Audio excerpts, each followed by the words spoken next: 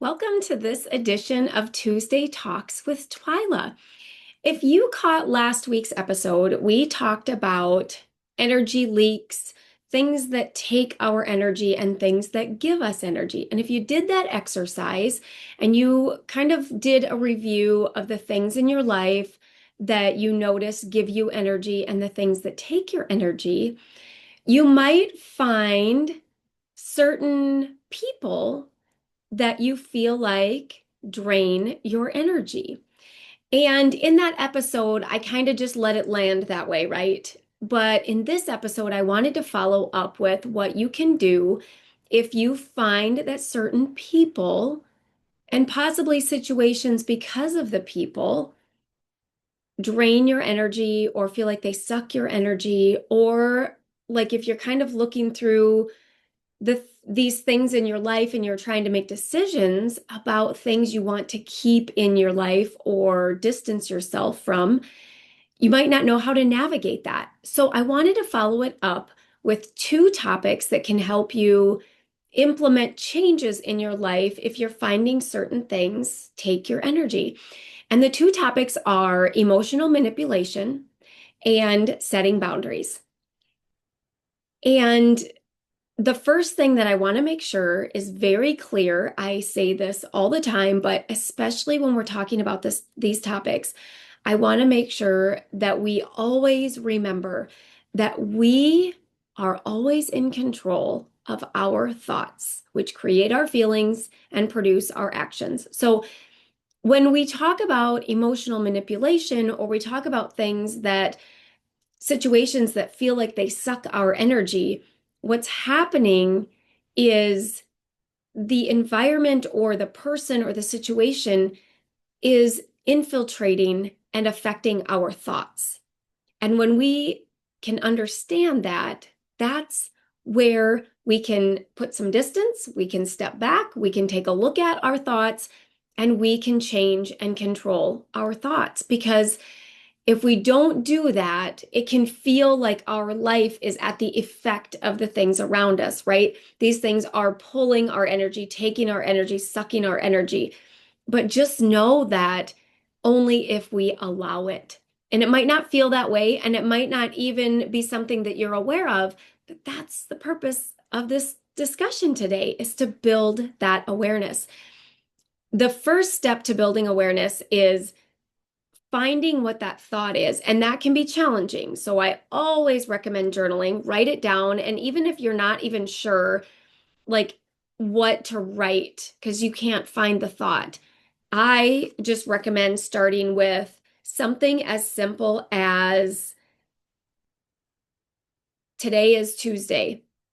I am feeling, or I am doing, like just things that you know you can write, but things that will just start the process, start the flow of what's in your head, what's in your mind, what's on your mind, and just let it go, right? Just have a blank page. There's no process, there's no parameters, it's just a blank sheet, right? And you can just dump everything out of your mind to find the thoughts that you're looking for.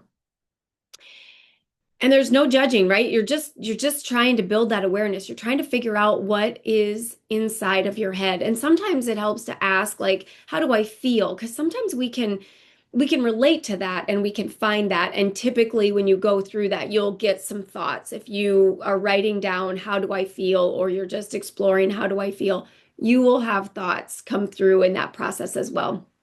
Because they're so interchanged, right? They're not interchangeable, but they're intertwined, because our thoughts produce our feelings. And so when we have a thought, our body matches it with an emotion. It's just how our body works. So sometimes it's easier to find the feeling, the sensation, like what's going on in our body.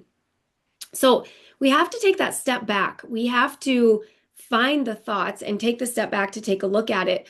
And the best thing about this is when we do this activity, we've instantly interrupted the pattern, because you've redirected your brain to look at your brain. So whatever thought was happening, you've created distance between you and that thought, and you're taking a look at it. It interrupts, especially if you're on a negative thought loop, or you just have something ruminating, it interrupts that and it gives you that distance. It gives you a different perspective.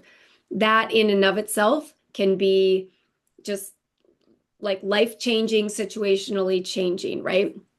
So that's always like we just have to always remember that we're in charge of our thoughts and we get to choose them. And they might not always feel like a choice, right? And especially if you're in a situation of emotional manipulation, it can feel like someone is like telling us, and usually that's the situation, right? Somebody is telling you how you should feel, how you should think, or putting you down if you don't think that, or if you don't feel that, or sometimes putting you down if you don't act or show up or do the thing they want you to do. And usually, the whole purpose of emotional manipulation isn't just to make you think and feel a certain way, it's to get you to do something. And sometimes this can be completely innocent, right? The best example I give is with our parents. And I remember my mom doing this when I was in college because she wanted to see me. She wouldn't give me my birthday present unless I came back home. So, and around my birthday. So even if I came home, a couple weeks early or, if it was after, I could have it, but not earlier, right? It was her way of manipulating me to come home, but she wouldn't describe it that way, and I wouldn't describe it that way. She wanted to see me, right? It was coming from a place of love and affection, and it made me want to come home to see her because she wanted to see me, and I appreciated that. But there was a level of emotional manipulation there because, it would make me feel bad if I didn't come home and see her. Her being sad and missing me would make me feel bad for not coming home. So there are times where this is happening, and that's not really the conscious intention from either party, that she's intending, that mom's intending for you to feel bad and feel guilted into going home, and you're not intentionally, feeling manipulated and understanding that that's what's happening. And so there's times where it can be completely innocent like that, and unconscious is a good way to describe it. But there can also be times, especially with what I will put in air quotes, loved ones, especially if it's a romantic partner, that can emotionally manipulate you. And they'll use guilt and fear and shame, and they'll even go into unworthiness and um, like the next word is escaping me, but that like you're not worth it if you don't, that you don't deserve this or you do deserve that. And that 100% is deliberate manipulation because they're trying to change you, get you to do what they want you to do. And awareness always is that first step. You just have to understand what's happening. Because when you understand that whatever they say or do doesn't create the thought and feeling, it's still a choice. Now, it might not feel like a choice, right? Especially if you're in somewhat of a dangerous situation or you're in some kind of a situation where there is some kind of a real consequence to not being influenced by the manipulation and following through whatever it is that the person wants. But understanding all of this, because it can be just something as simple as the neighbor invites you over to a barbecue, but makes you feel bad, like I won't have anyone else to talk to, or like, you're, whatever type of manipulation to get you to do the thing. And those are unconscious and innocent. But we have to understand what's happening so that if you're looking through your energy audit and you're finding things that take your energy and you're making decisions about making changes to not do things, to say no and say no without guilt, this is that piece of it, right? Because the guilt is coming from whatever thoughts have been influenced by the thing, the person or the situation or whatever it is. And we feel like that's sucking our energy because it's having an influence on us. But we have to understand that we have control of that at all times. And when we kind of rein in that power and we understand this and we can step back and take a look at it, that's when we can get control of our energy as well. Because when we make decisions about what we want to do, people we want to be around, activities we want to attend, and we really think through why do we want to do this or not, what's behind it, and we love our reasons. We align with what's true for us, not for them, right? And so that's where, when I talk about that alignment, that's where you can find that kind of that differential between whatever that is, whether it's a person or a situation or whatever, and what's true for you. Because what is true and aligned for you is where all your answers are. And when you align to that, and this is something that you genuinely don't want to do, or this thing you don't want to attend, or this person you don't want to be around. And when you align with that, your reasons are genuine. They are true, they're wholesome. And when you align with that, then you'll recognize if there's something that influences those thoughts that aren't genuinely yours. There's somebody else's thoughts, or the situation causes those thoughts. But you have control of those thoughts always, so you can change them. And the best way, once you have the awareness and you discover that, the best way to realign those thoughts is to align with your true self. What is true for you? Not for them, not for the situation, not for your partner or spouse or your best friend or your family or your mom, right? What is true for you, right? So, what was true for me in college was I did want to see my mom. Did I want to see her more than, the hottest party on campus? I don't know, right? But what is true for you so that you can find your true thoughts and feelings and actions that align with your true, genuine self. And then you can make those decisions about those things from that place. And understanding that the things that might show up in the form of some sort of emotional manipulation are infiltrating those thoughts of yours. And their intention is to get you to feel a certain way, whether it's to feel guilty so that you attend, or feel guilty so you'll have lunch with them, or feel guilty or feel maybe fear or unworthy if you don't do the thing they want you to do. Understanding those dynamics so you can make those decisions from a different place, from that place of true alignment. And then setting boundaries. So you might just find that you have to, and not just say no to different things and not attend this or not attend that, or not, just basically saying no to the things that take your energy, right? Because when we do the energy audit and we decide and find the things that are giving us energy and taking our energy, and we make decisions around what we want to do and not do, part of that might be understanding that emotional manipulation piece, so we know we're making those decisions from that aligned place, and the dynamic of how that might be impacting your emotions. There might need to be some boundaries. And this, anytime I talk about boundaries, I always let you know that I completely recognize how big of a thing this is, how big of a process, how big of a step this is to implement boundaries in your life. If you've never done this, or you've tried and it's not been successful, this can be a very challenging area to navigate. And so I always open the door for support in this area, because they can come off as a threat if they're not implemented properly. A boundary is something where you are protecting your peace, that you are protecting your energy, you are protecting what is true and genuine for you, in a way that you're standing in your power, in your leadership, in your authority for yourself. You have your own back, you are standing up for yourself, and you're letting the people know around you what you will allow and what you won't.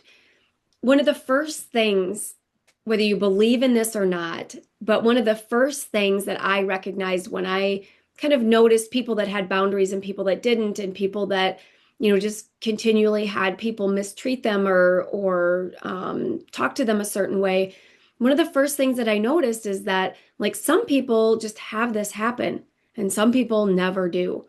And the difference is that energetic space that either you show up with like that level of like leadership and authority where nobody would ever imagine trying to do something to you, or you show up in more of that meek kind of manipulatable energy where you're just, you don't have your own back, you don't have the security, you don't have the self-confidence, whatever you want to call that, and you don't stand up for yourself, right? Because people that do this to other people don't do it to very strong people that stand up for themselves. Because why would they? I mean, that's a huge battle. It's not even fun. Like for them, the whole purpose of the way that they treat people like that is because it works, right? They feel more powerful by putting somebody else down. And so there's just kind of that energetic space of you're either kind of a person that this happens to or a person that doesn't. And so if you've never done boundaries, if you've never set boundaries and just implemented or executed, maybe you've just never had to. I guess, I realize that I do this just as a standard, right? Like I just have a standard where I just won't tolerate certain things. And, there I would just immediately implement a boundary or just, right? Like I would address it immediately or shortly, right? Like if the moment isn't appropriate. But if you've just been in these situations where you need to implement a boundary or stand up for yourself and you just never have, this can be very challenging to navigate. And the first thing that I want to make sure that we understand about boundaries is that because it can come off as a threat, we have to understand how to do it properly so that it doesn't, because that is not the goal, right? It's not, designed to change the other person. It's where we stand up for ourselves and we stand true to what we allow in our life, what we, kind of set the standard for how people will treat us in our lives. And so what that might mean is when something infringes on that and we say we are going to do something, and we don't say it from a place of a threat to get them to change their behavior. It's telling them this is what I'm going to do. And I'm going to do this. You get to do, because I don't control you, just like they don't control us. We don't control the other person, and we're not attempting to. We're just telling them, hey, if you do this, I'm not going to be around for it, right? So if it's your first date with a guy you just met and you notice he orders a stiff drink, you might say, and maybe he picked you up and brought you to the restaurant, you might say, just want to let you know that if you're going to drink on our date, then I'll just get a different ride home. Like I'm not going to get in the car with you after you drink, right? That's to protect me. That's not to tell him he can't drink. He can drink, he can get drunk, he can do whatever, right? I'm not trying to control him. I'm just telling him I'm not going to get in the car with you and let you drive me home if you drink more than one drink, like whatever you think the threshold is, right? So you're protecting yourself, and that's what it's designed to do. And he has the choice. He can continue to drink and let you get a different ride home, or he'll say, yeah, I just planned on, calling us a lift or getting us, whatever, a different ride home. That's his choice. He gets to do that. And your choice is, I don't get in the car with a person who's had more than one drink. I'm not going to do that, right?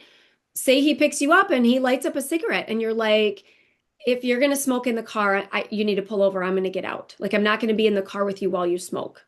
I'm not going to do that. You can smoke. You can drive around, smoke all you want. I'm just not going to be in a car where the person in the car is smoking. So you need to pull over so I can get out. Right? That's me standing in my power. That's me standing up for myself. And he gets to choose, right? If he wants to continue to smoke, he can.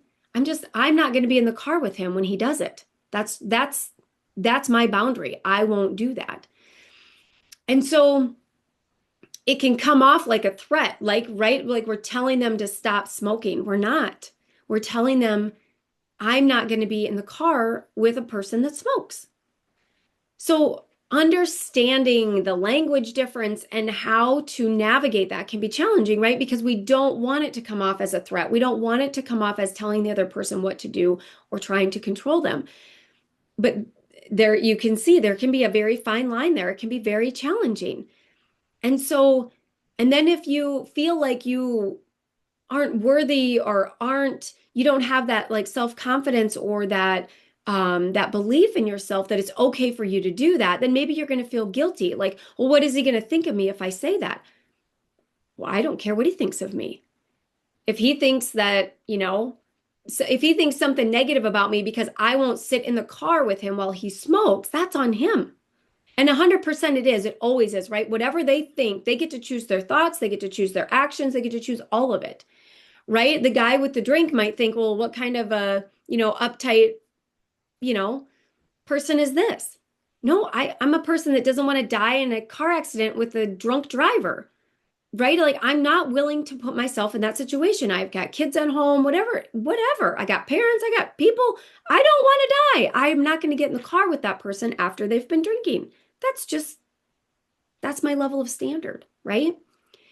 So I don't care what he thinks of me. Whatever he could possibly think of me, he should be thinking, good for her, right?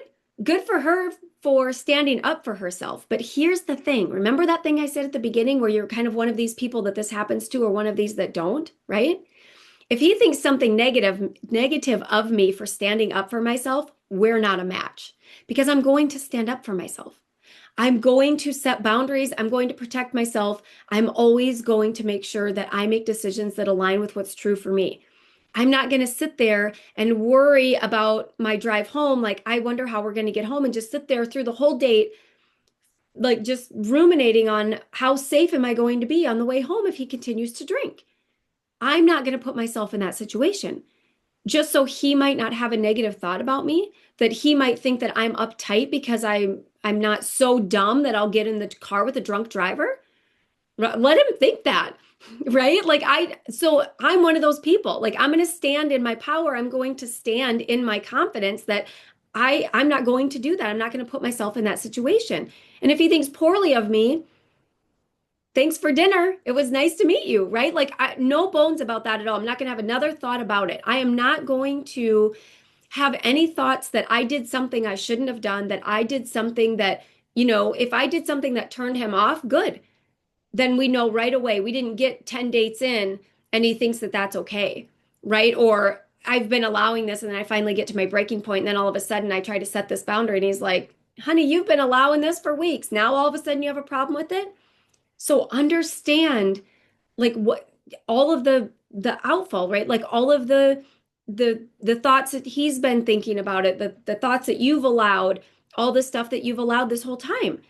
And so that's why when we go in to set a boundary for the very first time, it can be very challenging, especially depending on, how long something's been allowed to go on or, something has, just you know, transpired or, maybe it's just like, the person is kind of pushing the limits, right? Like, well, this was okay. But then you get to the point where like, this isn't okay.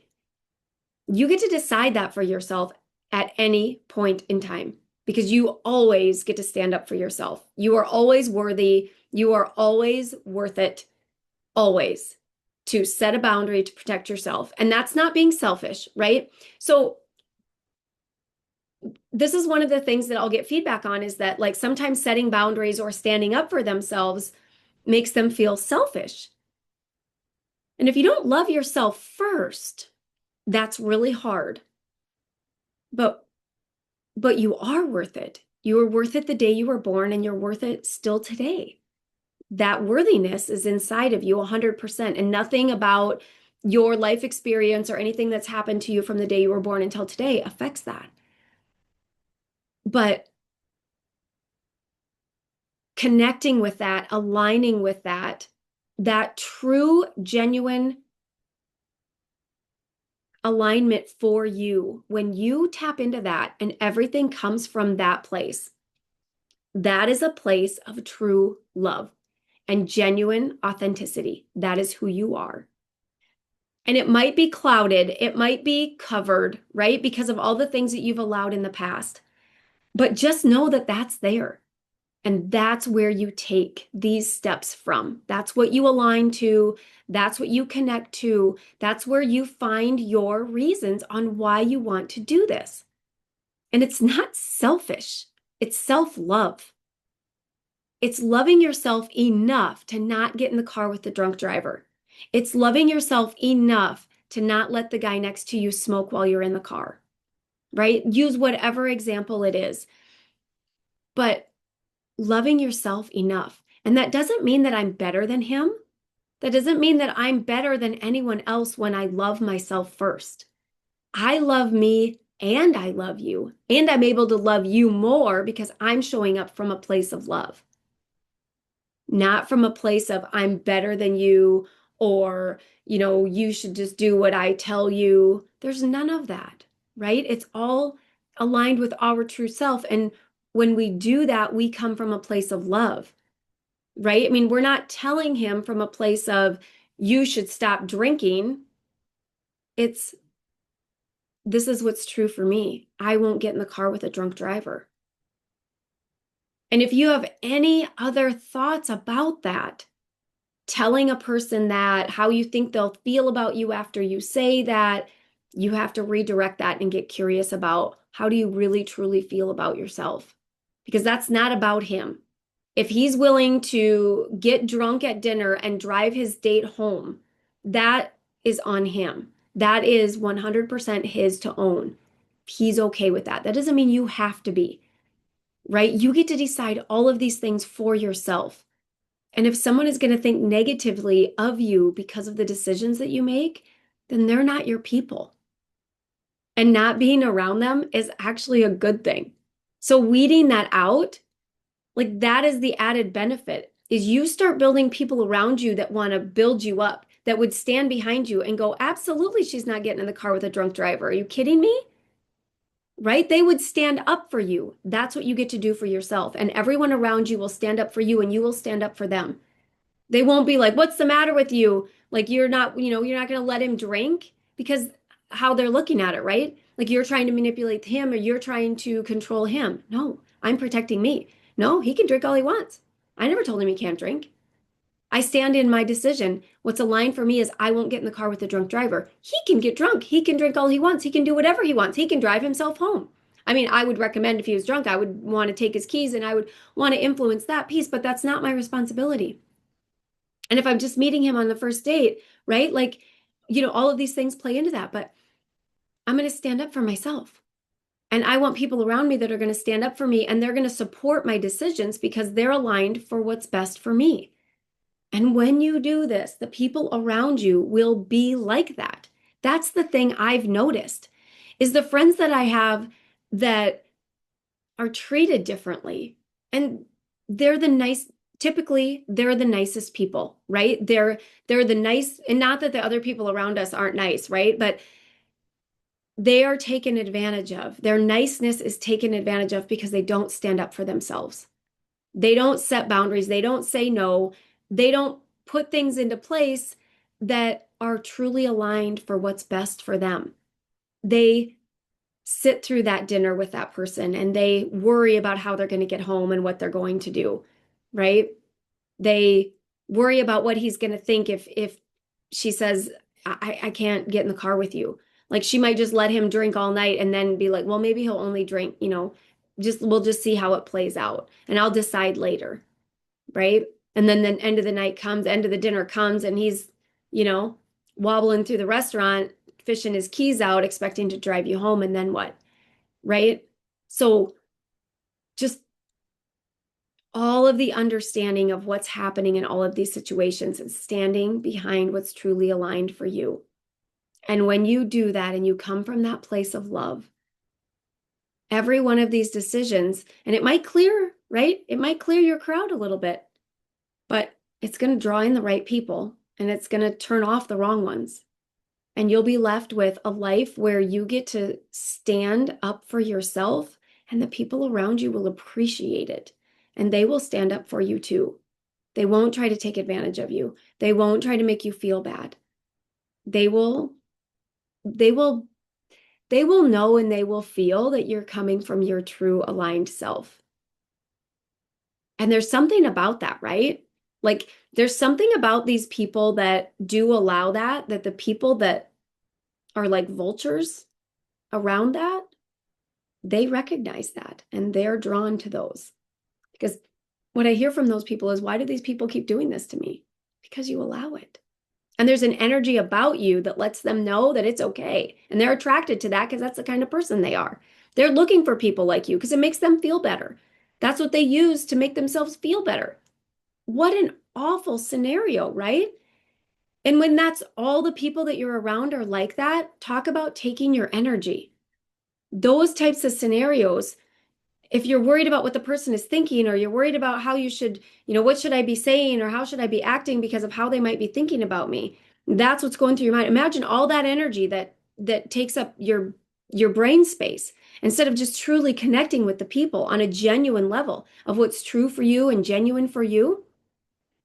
That's one of those things to recognize in maybe some relationships or situations where it takes your energy, getting very curious about what's going on in those instances and sitting down and doing a thought download, getting out of your mind, your head, all the thoughts. Like, what was I thinking through that entire lunch? Well, I was worried that if what if I say the wrong thing? Or I said something and she made a face. Like, what was she thinking about me? Right? Like, all of the thoughts that went through your mind during those situations, whether it was lunch with a friend or dinner and drinks after work, happy hour, whatever it was.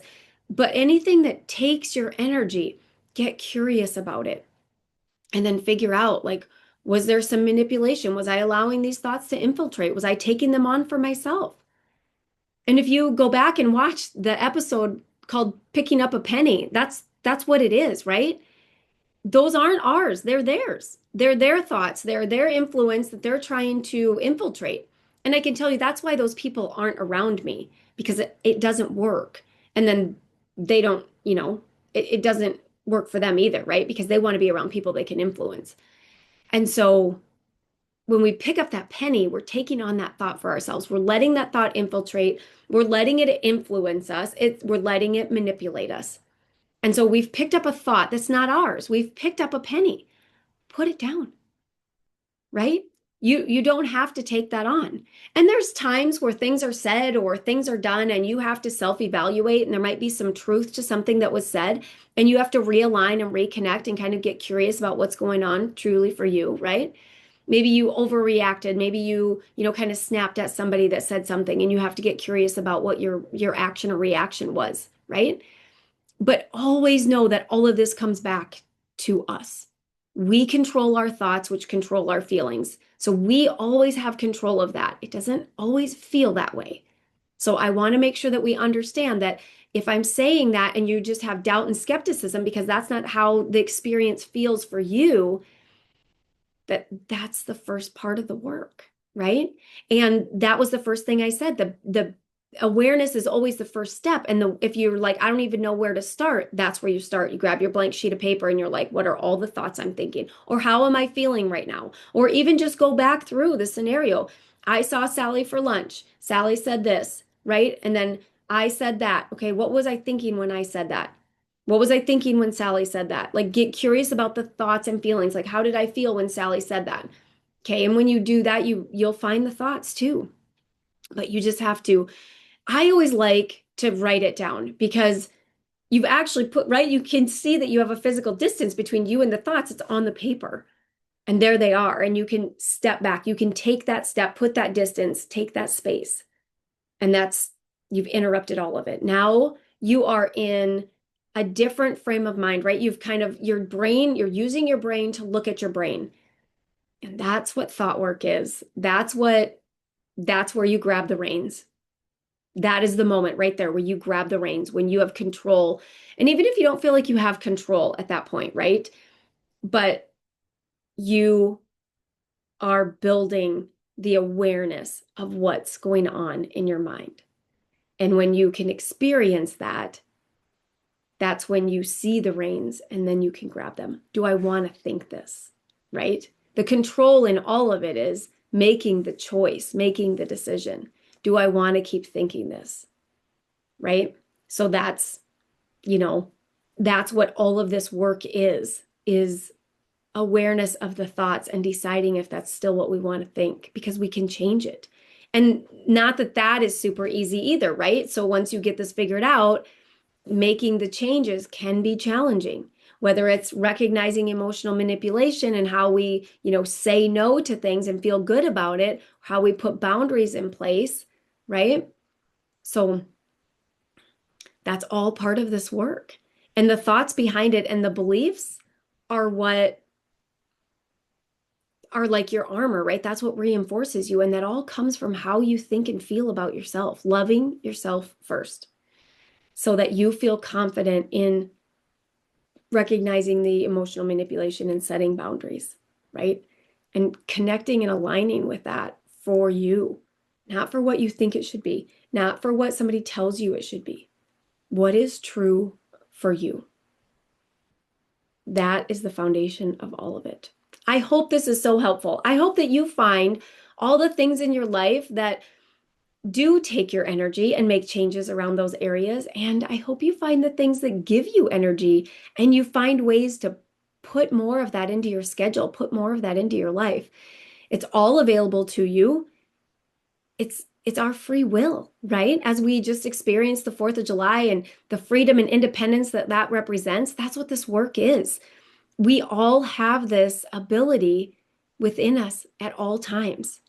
And as always, if you dig into any of this work, please do let me know if you run up against any challenges. Just have questions. I would love to support you through this. This work can be difficult, and so I fully recognize that. And I want to make sure that, especially if it's boundaries, because it's very fine line between a boundary and a threat. And so we want to make sure that we're understanding that and navigating that.